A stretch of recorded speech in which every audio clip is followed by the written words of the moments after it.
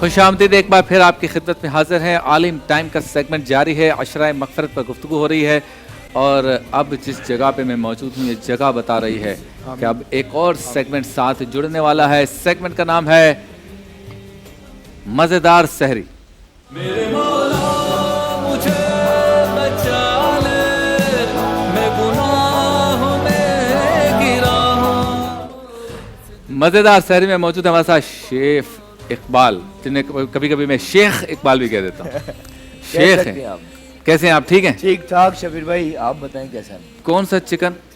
Chicken پاپ کارن۔ دیکھیں آپ پتا نہیں کیا کیا نام رکھتے ہیں آپ نے۔ اچھا کیا ہوگا پاپ کارن میں؟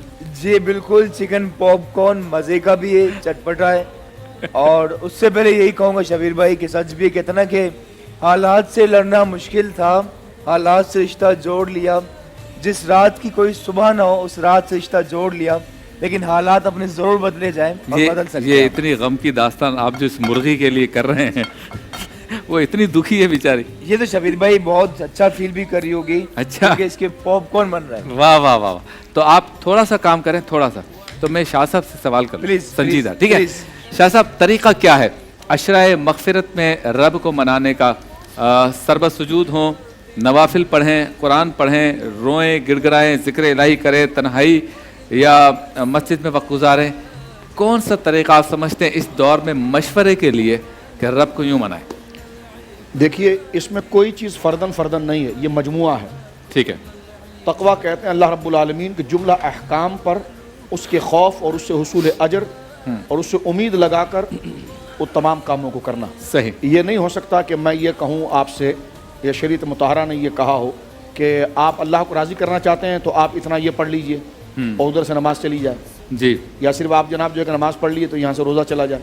نہ، جو تمام احکامات ہم پر فرض کیے گئے ہیں، ایمان کو قبول کرنے کے بعد جو شریعت نے احکام فرض کیے ہیں، جو عبادات کو فرض کیے ہیں، ان تمام کو ادا کیا جائے، اور ادا کرنے کے بعد قبولیت کے لیے اعتراف کیا جائے کہ جو میں نے ادا کیا اس میں نقص تھا، واہ واہ واہ، اور یہ مکمل میں نہیں کر پایا، اور میں اس لائق نہیں تھا کہ جتنی رحمت اللہ نے مجھ پر فرمائی ہے تو میں اس کا حق ادا نہ کر سکا۔ صحیح۔ ان تمام چیزوں کو کرنے کے بعد یہ نیت کرے گا تو یہ رضا الہی کا ذریعہ بنتا ہے۔ واہ واہ واہ، کیا حضرت داؤد علیہ السلام کی جو تعریف کی گئی حدیث پاک کے اندر آیا وہ یہ نبی پاک نے فرمایا کہ دیکھو شکر داؤد بہت اعلیٰ ہے، کہ حضرت داؤد علیہ السلام کا شکر یہ تھا کہ تمام چیزیں ملنے کے بعد وہ ارشاد فرماتے تھے اللہ کے پیارے نبی حضرت داؤد علیہ السلام کہ اللہ میں تو اس کا مستحق نہیں تھا اور تو نے اپنے فضل سے عطا فرمایا، اب میں اس کا کیسے شکر ادا کروں، میرے پاس تو وہ زبان نہیں ہے۔ تو تمام چیزوں کو ملنے کے بعد آپ، اور یہ حقیقت بھی ہے کتھسن، یہ حقیقت بھی ہے کہ اپنی پستی اور اپنی بے ضابطگی اور اپنے منتشر نیات اور خیالات پر بندہ جمے اور پھر کہے کہ مولا یہ تو ہی اپنے فضل سے قبول کر سکتا ہے۔ یہی چیزیں بھی علماء نے فرمائی، علامہ صاحب نے بھی ذکر کی کہ استغفار کی روح صرف زبان سے طوطے کی طرح رٹنا نہیں ہے، صحیح، بلکہ زبان سے وہ کلمات نکلیں استغفر اللہ تو دل میں وہ ندامت ہو، اعتراف جرم ہو، اور معافی کے لیے وہ قادر مطلق ہے اس بات کا اعتراف ہو۔ زبان سے استغفار نکلے یہ بھی بہت اچھی بات ہے، لیکن دل میں وہ ندامت اور شرمندگی ہو۔ اس لیے کہ میری ماں سیدہ عائشہ صدیقہ رضی اللہ تعالیٰ عنہ کہتی ہیں کہ نبی پاک نے فرمایا التوبہ هو الندامہ، توبہ جو ہے وہ شرمندگی کا نام ہے۔ اور آخری بات میں یہاں پر عرض کروں، انسان اگر انسان رہے نا تو خدا معاف کرتا ہے، واہ واہ واہ، وہ شیطان بنے تو پھر خدا معاف نہیں کرتا۔ آپ کہیں گے جس کا کیا مطلب ہے کہ انسان رہے تو خدا معاف کرتا ہے، انسان کیسے شیطان بن جائے گا؟ میں نے کہا مزاجن، دیکھیں جب خطا بندے سے ہو جائے، انسان سے خطا ہو جانا یہ اس کی سرشت اور طبیعت کے اندر شامل ہے، ٹھیک ہے، وہ خطا کر کے پھر رجوع کرتا ہے۔ خطا ہو جانا مسئلہ نہیں، لیکن خطا پر ڈٹ جانا مسئلہ ہے۔ تو خطا کر خطا ہو جانا یہ انسان کا مزاج ہے، لیکن اس کو جرم نہ سمجھنا اور ڈٹ جانا یہ شیطان کا مزاج ہے۔ تو انسان وہ ہے خطا ہو جائے تو پھر پلٹ کر اپنے رب کی طرف آتا ہے اور اللہ اسے معاف کرتا ہے، لیکن میں نے کیا گناہ کیا، کل توبہ کر لوں گا، ایسا کوئی مسئلہ، میں تو بڑا پارسا ہوں۔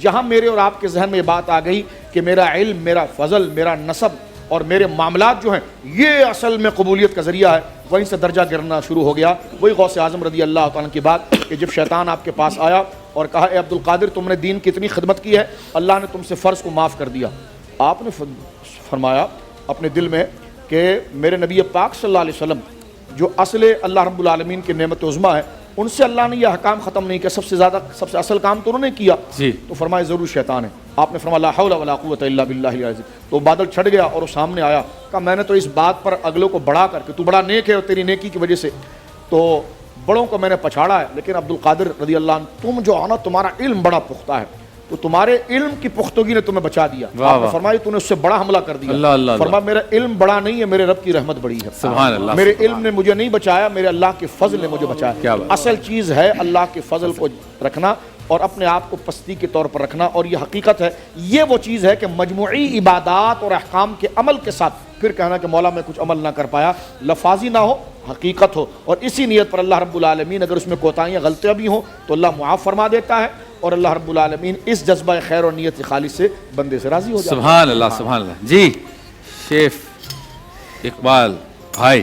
جی شبیر بھائی بالکل ہی ہمارا چکن پاپ کارن کے لیے کاٹ چکے ہیں اور بون لیس بالکل ہی. ہڈی نہیں چاہیے.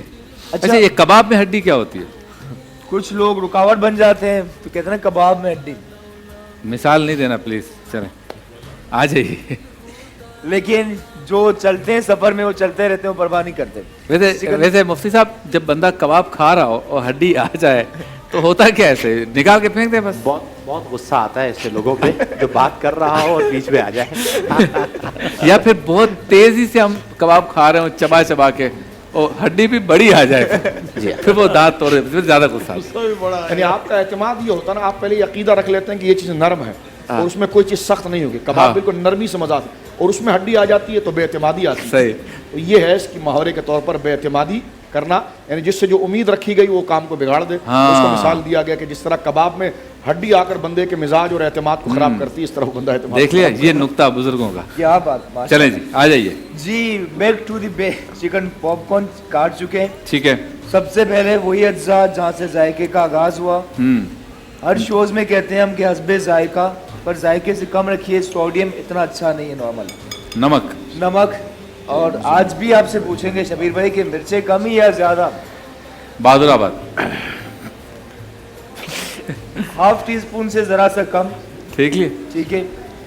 اور کالی مرچ یہ بھی ذرا سی ٹھیک ہے شامل کی. نمک، لال مرچ، کالی مرچ، صرف 3 اسپائسز ہیں. ٹھیک ہے. ادرک لہسن پسا ہوا، اس کے فائدے بہت زیادہ، یہ آپ کے زندہ رہنے کے لیے، ہیلدی لائف گزارنے کے لیے بہت ضروری ہے.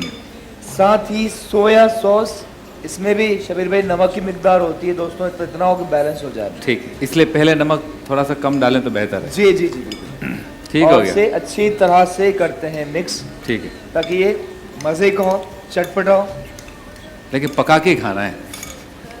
بالکل. چلے جی مفتی صاحب سوالات آئے تھے ٹیلی فون پر تو ہم لے نہ سکے چونکہ گفتگو بہت اچھی چل رہی تھی بزرگوں کی، تو آف ایئر لے لیا تھا ہم نے. جی ہاں، مختصر یہ ہے کہ ایک سوال یہ کیا گیا تھا کہ میں پہلے زکوٰۃ دیتا تھا اب نہیں دیتا. تو یہ یاد رکھیں کہ زکوٰۃ ہر سال فرض ہے. جس سال کی زکوٰۃ آپ پہ فرض ہو گئی اور آپ نے ادا نہ کی تو آپ شدید گنہگار ہوئے. اچھا. آپ پر زکوٰۃ ادا کرنا بہر صورت لازم ہے، اور زکوٰۃ فرض ہونے کے بعد نہ دینا یہ جہنم میں جانے کا سبب بن سکتا ہے. تو اللہ نے پہلے بھی توفیق عطا فرمائی، دوبارہ آپ ادا کریں انشاءاللہ الجلیل آپ کے مال میں برکت ہوگی. مفتی صاحب انہوں نے یہ پوچھا کہ میں پہلے زکوٰۃ ادا کرتا تھا پھر نہیں کی، اب سونا میرے پاس پڑا ہوا ہے اور بچی کی شادی کرنی ہے تو اس سونے کو بیچ کے کر لوں؟ یعنی میرا یہ خیال ہے وہ پوچھنا چاہتے ہیں کہ پہلے سونا بیچ کے زکوٰۃ ادا کروں یا پہلے شادی کر لوں؟ دیکھیں زکوٰۃ کیونکہ ذمے پر لازم ہو چکی ہے. ٹھیک ہے. ان سالوں کی زکوٰۃ جن میں ان پر زکوٰۃ فرض تھی اور ادا نہ کی تو وہ تو انہیں ادا کرنا لازم ہوگی، چاہے انہیں اس کے لیے گولڈ میں سے اتنا حصہ بیچنا پڑے جتنی رقم انہیں بطور زکوٰۃ ادا کرنی ہے، اور اللہ تعالیٰ غیب سے اسباب عطا فرمائے گا. بس یہ یاد رکھیں کہ جب زکوٰۃ فرض ہو گئی ہے تو آپ زکوٰۃ دیجئے. بعض ہم نے ایسے بھی لوگ دیکھے ہیں کہ زکوٰۃ زیادہ فرض ہو رہی ہوتی ہے، مثال کے طور پر 10 لاکھ روپے بڑی اماؤنٹ پہ، اور وہ 2 لاکھ روپے خرچ کر کے کہتے ہیں کہ شاید ہم بری و ذمہ ہو گئے تو زکوٰۃ جتنی مقرر کی گئی ہے اتنی مقررہ زکوٰۃ ادا کرنا ہی آپ پر لازم ہوگی. ایک بھائی نے کہا کہ معذور ہوں, بیٹھ کر نماز پڑھتا ہوں, نیند آ جاتی ہے, تو نماز کا کیا حکم ہوگا؟ یعنی جب آنکھ کھلے تو کیا کروں؟ وہ نماز ٹوٹ گئی آپ کی نیند کی وجہ سے. جب آپ غافل نیند سو گئے تو آپ کی نماز ٹوٹ گئی. اب چونکہ بیٹھنے کی حالت میں نیند سے وضو ٹوٹنے کے لیے دو الگ شرطیں ہیں. مقعد کا جمع ہوا نہ ہونا جو بیٹھنے کی حالت میں عمومی طور پہ نہیں پائی جاتی, اور نیند کا غافل ہونا. تو اس حالت میں وضو ٹوٹے نہ ٹوٹے اس کے لیے تو دو شرطیں دیکھی جائیں گی, لیکن جیسے ہی غافل نیند آئی آپ کی زبان بھی بند ہو گئی تو نماز آپ کی ٹوٹ گئی ہے. جب اٹھے تو اب نئے سرے سے دوبارہ نماز ادا کریں. ٹھیک ہے مفتی اسحاق صاحب, یہ بتائیے کیا یہ خیال کرنا چاہیے کہ یہ 10 دن ہی ہیں, مغفرت طلب کرنی ہے تو ان 10 دنوں میں ہی کر لیں, کیونکہ جب تیسرا عشرہ شروع ہوگا تو پھر وہ تو جہنم سے نجات کا عشرہ ہے, مغفرت والی بات یہاں پہ سٹاپ ہو جائے گی. یہ خیال کرنا چاہیے یا نہیں؟ سوال کا جواب آپ سے لوں گا ایک مختصر سے وقفے کے بعد.